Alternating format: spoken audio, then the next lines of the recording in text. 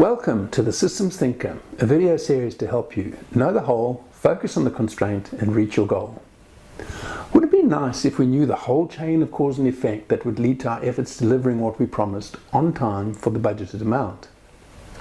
When you think about the world of work and how it operates, that's clearly not possible.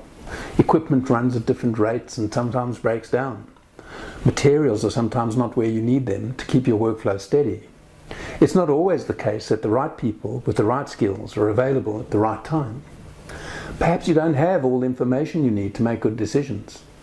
Maybe you have access to all of the above, but the powers that be have not yet released the funding for you to perform your work. Determinism as a philosophy and deterministic scheduling as a practice means believing that the whole chain of cause and effect can be known and managed.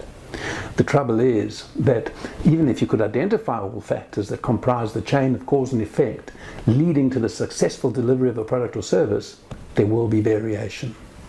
The best you can do is to say that people, materials, information or money will probably be where they need to be precisely when you need them.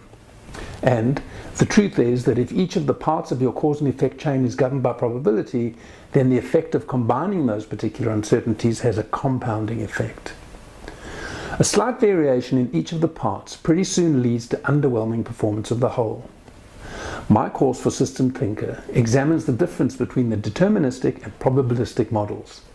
To learn more and experience what I mean, click the link in the comments below.